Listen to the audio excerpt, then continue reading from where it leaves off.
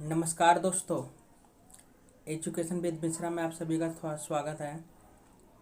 I think आप लोग अच्छे होंगे। जैसा कि हम अपनी इकोनॉमिक्स वाली बुक कर रहे थे, आज हम इसमें पढ़ेंगे बैंकिंग। ठीक है, जो बैंक है आज उसके हम बारे में पढ़ेंगे, जो हमारी क्लास 12th की बुक है। तो सबसे पहले हम आज देख लेते हैं जो बैंक है यानी कि बैंकिंग, इसको हम बैंक क्या होता है। ठीक है, तो बैंक का है, बैंक जो होता है वो क्या होता है, जो लोग होते हैं जैसे कि हम सब हैं, तो हमारी जो पैसे वगैरह हैं, ठीक है, इनकम वगैरह जो भी है, तो उसको क्या करती है, जमा करती है। ठीक है, और आवश्यकता पड़ने पर ये हमें वापस भी कर देती हैं। तो इसी को क्या कहते हैं हम, बैंकिंग। ठीक है, या बैंकिंग। तो बैंकिंग की हम बात करें तो ये दो प्रकार के होते हैं। कितने प्रकार के? दो प्रकार के। पहला होता है हमारा व्यापारिक या वाणिज्यिक बैंक। ये दोनों नाम एक ही है। ठीक है, व्यापारिक या वाणिज्यिक बैंक, जिसको हिंदी इंग्लिश में कहते हैं कॉमर्शियल बैंक। ठीक है, और दूसरा हमारा है केंद्रीय बैंक। ठीक है, जिसको हम बोलते हैं सेंट्रल बैंक। तो देखते हैं एक एक करके दोनों पढ़ लेते हैं क्या क्या है ये। देखो, तो सबसे पहले हमारा क्या है, व्यापारिक बैंक। ठीक है, जो कॉमर्शियल बैंक है वो देखते हैं क्या है। व्यापारिक बैंक एक वित्तीय संस्था है। ठीक है, वित्तीय संस्था मतलब क्या है, ये पैसों को जमा करती है और देती है। ठीक है, वित्त से संबंधित है, जो लोगों की जमाओं को स्वीकार करती है और आवश्यकता पड़ने पर लोगों को उधार प्रदान करती है। ठीक है, ये क्या करती है, हम सभी लोगों का जो पैसे होते हैं उसको स्वीकार यानी कि जमा करती है, और जब हमें आवश्यकता पड़ती है तो हमें वापस भी करती है। तो ये होती है हमारी व्यापारी बैंक। ठीक है, आगे देखते हैं हमारा क्या है दूसरा, वो है हमारा केंद्रीय बैंक। ठीक है, जिसको हम बोलते हैं सेंट्रल बैंक। देखो क्या है, केंद्रीय बैंक भी एक वित्तीय संस्था है। ठीक, जो केंद्रीय बैंक है ये भी एक वित्तीय संस्था है, जो व्यापारी बैंकों की जमाओं को स्वीकार करती है। ये क्या करती है, जो व्यापारी बैंक है हमारे, ठीक है, जो वाणिज्यिक के व्यापारी बैंक है, इनके पैसों को स्वीकार करती है, मतलब इनके पैसे जो होते हैं वो जमा करती है। ये जो आम जनता जैसे हम लोग हैं, तो हमारे पैसे वगैरह ये हम जमा नहीं करती हैं। ठीक है, और आवश्यकता पड़ने पर उधार भी देती है। ठीक, जो व्यापारी बैंक है, ओ सॉरी केंद्रीय बैंक है, व्यापारी बैंक को आवश्यकता पड़ेगा तो क्या नाम है, उसको उधार भी देगा। लेकिन हम सबको उधार नहीं देगा। हमें कौन उधार देगा, हमें व्यापारी बैंक देता है। ठीक है, तो इतना आपको समझ में आएगा। आगे देखते क्या है।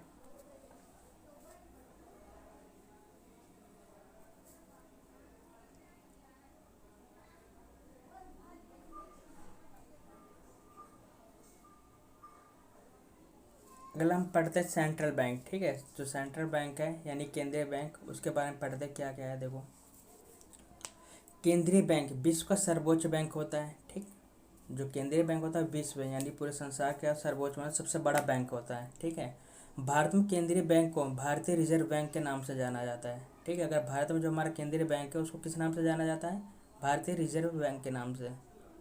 रिजर्व बैंक की स्थापना सन 1935 में भारत में की गई थी।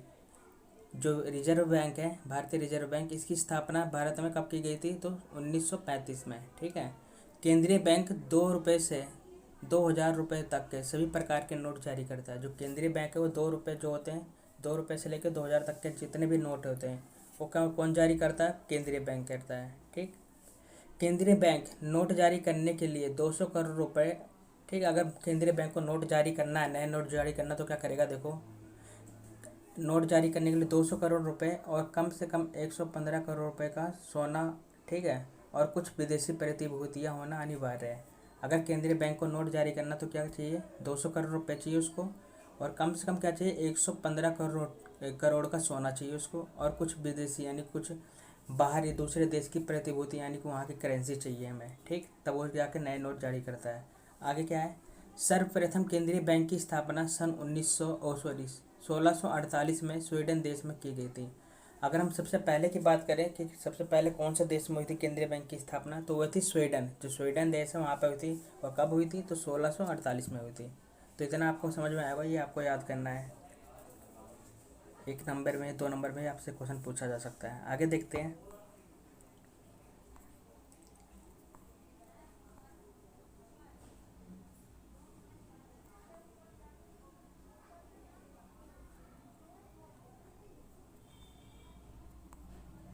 आगे जो हमारा क्वेश्चन है, केंद्रीय बैंक के कार्य। ठीक है, जो केंद्रीय बैंक है उसके क्या क्या कार्य हैं ये देखेंगे। ठीक, क्या क्या काम करता है, तो इंग्लिश में उसको बोलते हैं the function of central bank. ठीक, जो सेंट्रल बैंक है उसके कौन कौन से फंक्शन है। ठीक, तो पहला हमारा होता है नोट जारी करना। जैसे कि आपको ऊपर भी मैंने बता दिया, तो केंद्रीय बैंक क्या करता है, ये नोट जारी करता है। तो देखो क्या है, केंद्रीय बैंक 2 रुपये से लेकर 2000 तक के सभी प्रकार के नोट जारी करता है। ठीक है, जैसा आप लोग सभी को पता है, भारत में नोट जारी करने का अधिकार केवल और केवल केंद्रीय बैंक के पास होता है। ठीक है, अगर नोट जारी करना है तो किसके पास अधिकार होता है? ये केंद्रीय बैंक के पास होता है।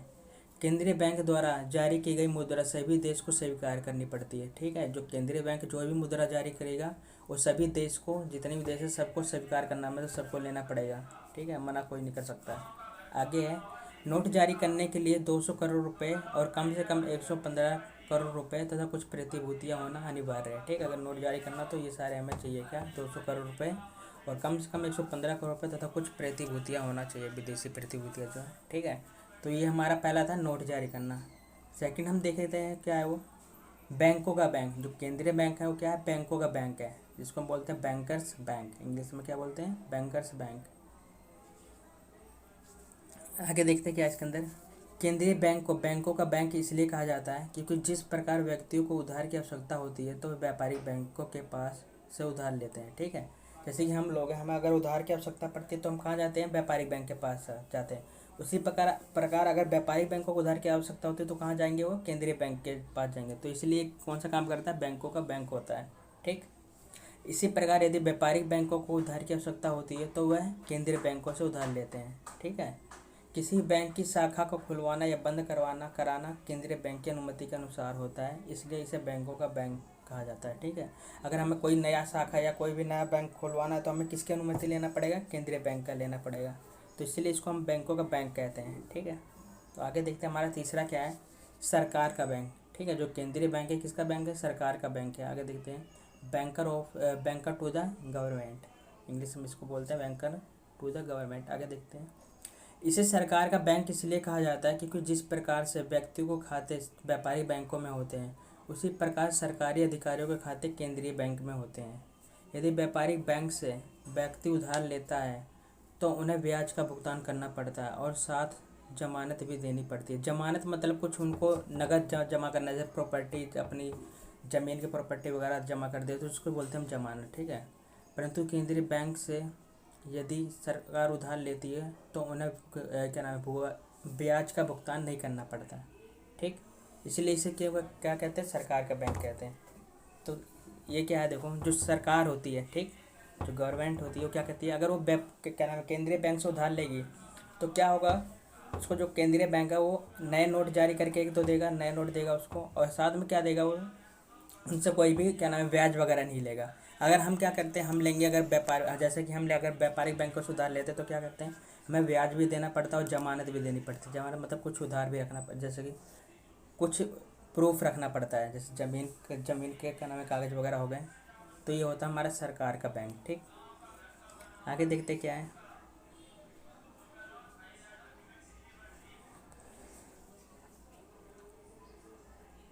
आगे है हमारा चौथा पॉइंट, साख यानी कि ऋण या कर्ज का नियंत्रण। ठीक है, जो साख है यानी पैसे, जो ऋण वगैरह या कर्ज वगैरह होता है उस पर नियंत्रण बनाए रखती है, जो कंट्रोल ऑफ क्रेडिट। ठीक, जो केंद्रीय बैंक है क्या करती है? Control of credit. तो साख या ऋण या कर्ज उस पर नियंत्रण करती है। आगे देखते क्या इसमें, साख के नियंत्रण से अभिप्राय व्यापारिक बैंकों द्वारा जनता को दी जाने वाली उधार राशि होता है। ठीक, तो साख का इसका मतलब क्या है, साख नियंत्रण से अभिप्राय क्या है, जो व्यापारिक बैंक होती है वो क्या कहते हैं, जो जनता को उधार देती है उसी से। ये आगे देखते हैं, यदि अर्थव्यवस्था में लोगों द्वारा अधिक मांग की जाती है तो इस स्थिति में केंद्रीय बैंक ब्याज की दर को बढ़ा देता है, जिसके कारण व्यापारिक बैंकों को ब्याज की दर बढ़ानी पड़ती है और ब्याज की दर बढ़ने के कारण लोग द्वारा उधार राशि कम ली जाती है। यदि अर्थव्यवस्था में उधार की मांग कम हो जाती है तो केंद्रीय बैंक ब्याज की दर को घटा देता है, जिससे कि अर्थव्यवस्था में सभी व्यक्तियों द्वारा अधिक मांग की जाती है। ठीक, अगर क्या होती है, मान लो कोई दो देश है तो वहाँ पर क्या, अगर ज़्यादा लोग पैसे की मांग करेंगे, व्यापारिक बैंकों से ज़्यादा पैसे मांगेंगे तो क्या करेंगे वो तो केंद्रीय बैंक जो होती है वो क्या करती है, ब्याज की दर को बढ़ा देती है, क्योंकि अगर जनता के पास ज़्यादा पैसे हो जाएंगे तो उधार क्या नाम है किसी से लेगी नहीं, कुछ नहीं करेगी क्योंकि उसके पास खुद पैसे हैं। तो क्या करेगी, ब्याज की दर को बढ़ा देगी, जिसके कारण क्या होगा, जो व्यापारिक बैंक है वो भी ब्याज का दर बढ़ा देगा, जिसके कारण जो हम लोग होंगे हम पैसे कम लेंगे उधार। तो यही था। ठीक है, अगर पैसे हम कम अर्थव्यवस्था में कम लेंगे तो क्या करेंगे, आगे जाके केंद्रीय बैंक उसको फिर घटा भी देता है, जिसके कारण अधिक मांग होने लगती है। फिर आगे देखते हैं हमारा पाँचवा पॉइंट क्या है, अंतिम ऋणदाता, जिसको इंग्लिश में बोलते हैं lender of the last resort. ठीक, क्या है देखो, केंद्रीय बैंक को अंतिम ऋणदाता इसलिए कहा जाता है क्योंकि हमारे भारत देश में सरकार और व्यापारिक बैंकों को उधार देने वाला केवल केंद्रीय बैंक होता है। ठीक है, तो केंद्रीय बैंक को अंतिम ऋणदाता क्यों कहते हैं? क्योंकि जो भारत देश है उसमें सरकार या व्यापारिक बैंकों को उधार की आवश्यकता पड़ती है तो कहाँ जाएंगे? वो केंद्रीय बैंक के पास जाते हैं। ठीक, यदि व्यापारिक बैंकों को उधार धनराशि की आवश्यकता होती है तो वे केंद्रीय बैंक से उधार लेते हैं और व्यापारिक बैंकों को उधार राशि पर ब्याज चुकाना पड़ता है। ठीक है, जो व्यापारिक बैंक है या वाणिज्यिक बैंक है या कॉमर्शियल बैंक है, अगर इनको आवश्यकता पड़ेगी उधार की तो कहाँ से लेंगे? केंद्रीय बैंक से लेंगे। ठीक है, लेकिन इनको क्या करना है? ब्याज वगैरह भी देना पड़ता है। ठीक, तो केंद्रीय बैंक द्वारा उधार राशि प्रदान की जाती है। इसके फिर क्या करता है? केंद्रीय बैंक उनको राशि दे देता है, उधार राशि जो है दे देता है और इस राशि पर सरकार को ब्याज नहीं चुकाना पड़ता। अगर सरकार इस क्या नाम है ब्याज लेगी और सॉरी उधार लेगी तो उसको ब्याज नहीं देना पड़ता है। ठीक है, तो ये हमारा था अंतिम ऋणदाता। अगला क्या है हमारा, देखते हैं।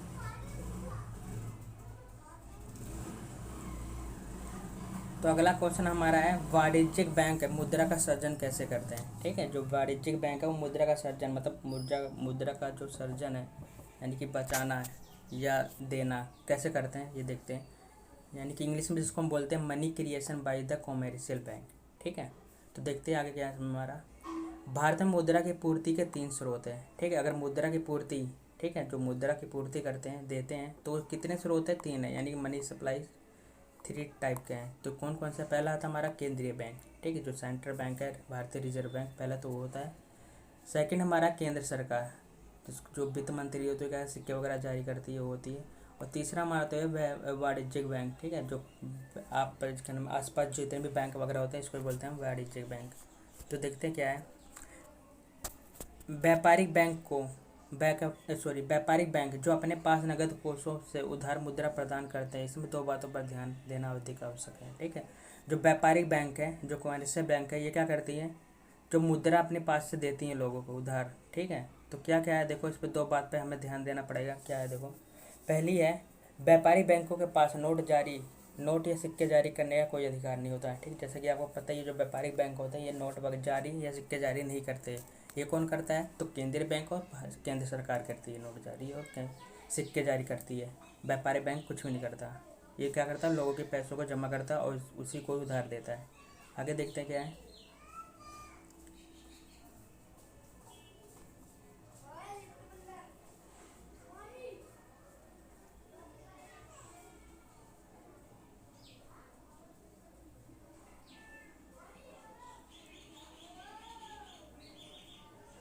आगे हमारा क्वेश्चन है आगे पॉइंट है हमारा मुद्रा सर्जन की प्रक्रिया। जो मुद्रा की सर्जन करेंगे हम तो कैसे होता है, यानी प्रोसेस ऑफ मनी क्रिएशन। देखो क्या है, माना अर्थव्यवस्था में व्यापारी बैंकों के पास नगद जमा है। ठीक है, कितने हैं? 10 लाख रुपए हैं। जो अर्थव्यवस्था है एक देश है वहाँ पे जो व्यापारी बैंक है उनके पास कितने हैं? मान लिया हमने 10 लाख रुपए हैं। ठीक है, ये लोगों की मांग जमा है, मतलब ये क्या है? लोग है जो यहाँ के लोग हैं उनकी जमा है, उन्होंने जमा कर रखा है। आगे क्या है?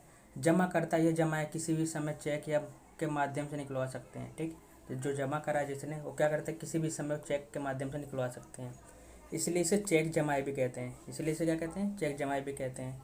ये जमाए बैंकों के दायित्व होते हैं। ठीक, जो जमाए होते हैं बैंकों के दायित्व होते हैं, मतलब उनको सुरक्षित रखना पड़ता है। आगे देखते हैं क्या है।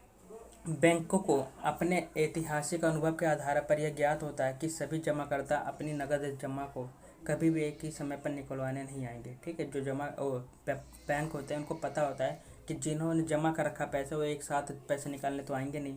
तो आगे देखते क्या है।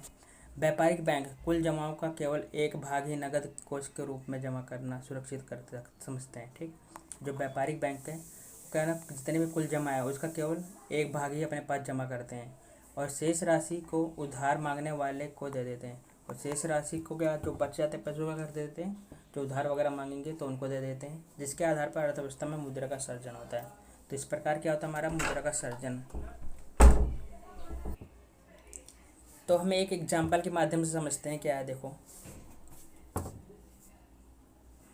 माना हमने क्या है, मांग जमा यानी कि लोगों की, यानी कि जो डिमांड डिपॉजिट है वो कितना है? 10 लाख रुपए है। ठीक, और व्यापारिक बैंक के पास शेष राशि मतलब बैलेंस विद कॉमर्शियल बैंक, जो व्यापारिक बैंक के पास शेष राशि बच गई वो क्या है देखो।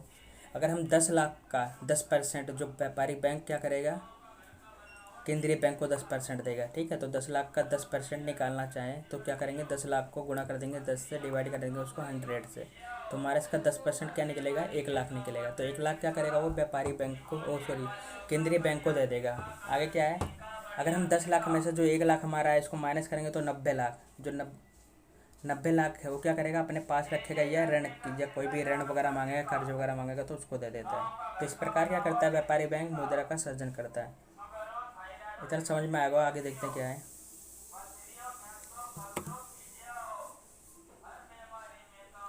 अगला हमारा केंद्रीय बैंक और व्यापारिक बैंकों के बीच अंतर है, ठीक है। जो केंद्रीय बैंक यानी कि जो सेंट्रल बैंक है, और व्यापारिक बैंक यानी कॉमर्शियल बैंक है, इनके बीच में जो डिफरेंस है वो हम देखेंगे, ठीक है। तो देखते हैं क्या है।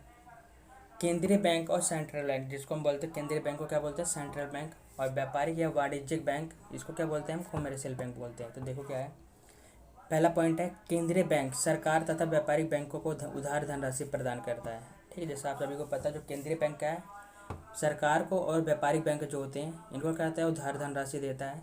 और आगे देखते हैं इसमें क्या है, वाणिज्यिक बैंक लोगों को उधार धनराशि प्रदान करती है। जो वाणिज्यिक बैंक है वो क्या करती है, वो लोगों को सिर्फ उधार प्रदान करती है, ठीक है। आगे देखते हैं दूसरा पॉइंट क्या है, केंद्रीय बैंक सरकार को ब्याज नहीं देती। जो केंद्रीय बैंक है वो केंद्रीय बैंक सरकार से ब्याज नहीं लेती। जो केंद्रीय बैंक है वो सरकार से ब्याज नहीं लेती। आगे देखते हैं क्या है, वाणिज्यिक बैंक लोगों से ब्याज लेती है। लेकिन जो वाणिज्यिक बैंक है वो क्या करती है, लोगों से ब्याज लेती है। और तीसरा पॉइंट देखते हैं क्या है, देखो, केंद्रीय बैंक में सरकार का पैसा जमा होता है। जो केंद्रीय बैंक है वहाँ पर किसका पैसा जमा होता है, वहाँ पर सरकार का बैंक पैसा जमा, जो सरकारी कर्मचारी वगैरह होते हैं उनका पैसा जमा होता है। और तीसरा पॉइंट है, वाणिज्यिक बैंकों में लोगों का पैसा जमा होता है। जो वाणिज्यिक बैंक होते हैं, कॉमर्शियल प्राइवेट बैंक होता है, उसमें क्या होता है, लोगों का पैसा जमा होता है।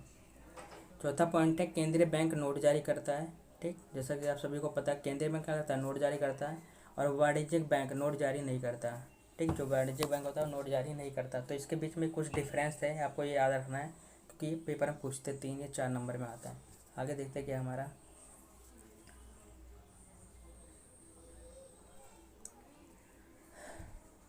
अगला हमारा क्वेश्चन है, व्यापारिक बैंकों के गौण कार्य, ठीक है। गौण का मतलब होता है द्वितीय, यानी दूसरा कार्य क्या करते हैं जो व्यापारिक बैंक, वो देखते हैं हमारा हम, ठीक है।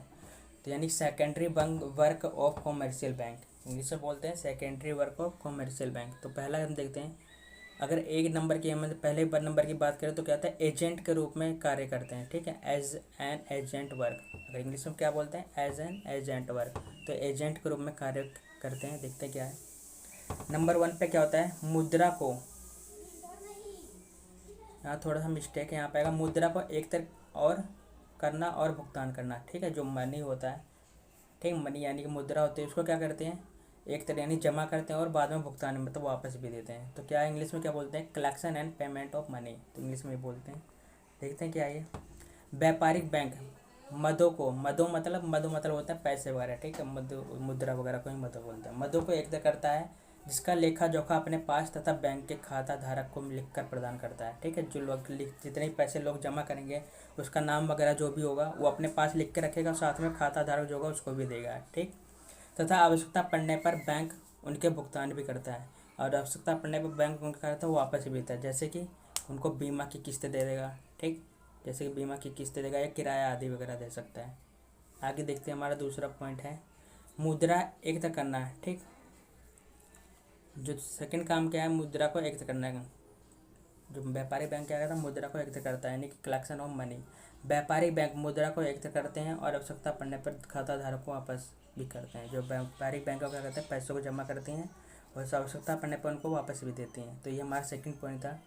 तीसरा पॉइंट हमारा है, विदेशी मुद्रा क्रय तथा विक्रय। जो व्यापारिक बैंक क्या कहता है, जो विदेशी मुद्रा होती है यानी दूसरे देश की जो मुद्रा होती है उसका करते हैं क्रय, यानी खरीदते भी हैं और साथ में बेचते भी हैं, ठीक है। तो देखो क्या है, buying and selling of foreign exchange. तो देखो क्या है इसमें, व्यापारिक बैंक मुद्रा क्रय तथा विक्रय भी करते हैं, जिसके माध्यम से एक व्यक्ति विदेशी मुद्रा को खरीद सकता है या विदेशी मुद्रा को बेच सकता है, ठीक। जैसे किसी को अगर विदेशी मुद्रा की आवश्यकता है तो क्या करते हैं, वाणिज्यिक बैंक के पास जाएंगे, वहाँ से वो किसको खरीद भी सकते हैं, साथ में बेच भी सकते हैं। अगर उनको बेचना हो तो बेच भी सकते हैं। अगर हम चौथे पॉइंट की बात करें तो क्या है, देखो, शेयर्स और डिवेंचर की खरीद तथा बिक्री, ठीक है। शेयर्स वगैरह आपको पता ही है क्या होता है, ठीक है, जैसे किसी कंपनी के जो शेयर्स वगैरह खरीद लेते हैं, बेच देते हैं, वही होते हैं। देखो क्या है, buying and selling of shares and debentures, English में बोलते हैं buying and selling of shares and debenture. ठीक है, यदि कोई व्यक्ति शेयर्स या डिवेंचर खरीदना या बेचना चाहता है तो वह व्यापारिक बैंक से सहायता प्राप्त कर सकता है। ठीक है, अगर किसी व्यक्ति को क्या करना है, अपना शेयर्स या डिवेंचर खरीदना या बेचना है तो क्या व्यापारिक बैंक से वो सहायता ले सकता है। ठीक है, जो प्राइवेट बैंक है उससे सहायता ले सकता है। व्यापारिक बैंक शेयर्स और डिवेंचर को खरीदने तथा बेचने की जानकारी प्रदान करते हैं। ठीक, तो व्यापारिक बैंक क्या करते हैं, ये शेयर्स और डिवेंचर को बेचने की जानकारी जानकारी प्रदान करते हैं। ठीक है, इतना समझ में आएगा। आगे देखते हैं, हमारा बी पॉइंट क्या है, यानी दूसरा कार्य क्या है, देखो तो सामान्य उपयोगिता की सेवाएं। ठीक है, जो व्यापारिक बैंक है उसका दूसरा कार्य क्या है, सामान्य उपयोगिता की सेवाएं, यानी कि जनरल यूटिलिटी सर्विसेज। तो इसमें क्या है, सबसे नंबर 1 पॉइंट की हम बात करें तो लॉकर की सुविधा, यानी कि लॉकर फैसिलिटी, इंग्लिश में बोलते हैं लॉकर फैसिलिटी। तो व्यापारिक बैंक क्या होता है, लॉकर की सुविधा देते हैं। देखो क्या है, व्यापारिक बैंक व्यक्तियों को लॉकर की सुविधा प्रदान करते हैं। इस लॉकर में व्यक्ति अपने कीमती कागज पत्र या सोने चांदी के आभूषण आदि जमा कर सकता है। ठीक है, यहाँ थोड़ा मिस्टेक यहाँ सकता आएगा। इस लॉकर की एक चाबी बैंक अपने पास और एक चाबी व्यक्ति को दी जाती है। इसका वार्षिक कराया जाता है। ठीक है, अगर मान लो किसी व्यक्ति को लॉकर चाहिए, यानी कि लॉकर वगैरह चाहिए बैंक में, तो क्या करते हैं, ये जो व्यापारिक बैंक है उनको ये सुविधा भी देते हैं कि मतलब लॉकर वगैरह भी प्रदान करते हैं, जिससे कि वो अपना जो कागजी पत्र वगैरह हैं, महत्वपूर्ण कागजी पत्र या सोने चांदी वगैरह उसको जमा कर सकें। ठीक है, और क्या करेगा, जो व्यापारिक बैंक है इनको एक चाबी क्या नाम है, जो जमा करेगा और जमाकर्ता को देगा और साथ में एक चाबी अपने पास रखेगा। ठीक है, लेकिन इसका क्या नाम है, वार्षिक किराया, यानी कि हर वर्ष का किराया जाता है। ठीक है, किराया वगैरह लगता है। आगे देखते हैं, हमारा सेकंड पॉइंट हमारा क्या है इसमें, यात्री चेक, यानी कि ट्रेवल्स चेक। ठीक है, तो ये देख रहे क्या है, यदि कोई व्यक्ति एक स्थान से दूसरे स्थान पर यात्रा करता है। ठीक है, मान लो कोई व्यक्ति है, क्या करता है, एक स्थान से दूसरे स्थान पर जाता है। ठीक, तो वह मुद्रा का हस्तांतरण करता है, मतलब वो मुद्रा को ले जाता है। ठीक है, यहाँ से वहाँ ले जाएगा। अधिक मुद्रा हस्तांतरण करना जोखिम भरा हो सकता है। ठीक है, अगर ज़्यादा मुद्रा ले जाएगा तो क्या होगा, मतलब जोखिम भरा रहेगा, उसको लूटपाट की चिंता रहेगी, मतलब परेशान रहेगा कि कहीं को मेरे से कोई छीन ना ले, लूट ले, ऐसा हो सकता है। ठीक है, ऐसी स्थिति में बैंक एक चेक प्रदान करता है। ऐसी स्थिति में अगर क्या करेगा, चाहिए तो उसका क्या नाम है, बैंक क्या एक चेक प्रदान करता है, जिसकी सहायता से यात्री अपनी यात्रा बिना किसी चिंता के कर सकता है। ठीक है, जिसकी सहायता से जो यात्री है क्या बिना किसी चिंता के अपना यात्रा कर सकता है। ठीक है, अगर जो यात्री अगर उसको ज़्यादा पैसे अपने साथ नहीं ले जाना है तो क्या करे, वो बैंक के पास जाए तो बैंक उसको क्या करेगा, एक चेक देगा, जिसके कारण वो अपना यात्रा जो भी यात्रा सफ़र वगैरह कर रहा है वो कर सकता है। ठीक है, तो ये था हमारा यात्री चेक।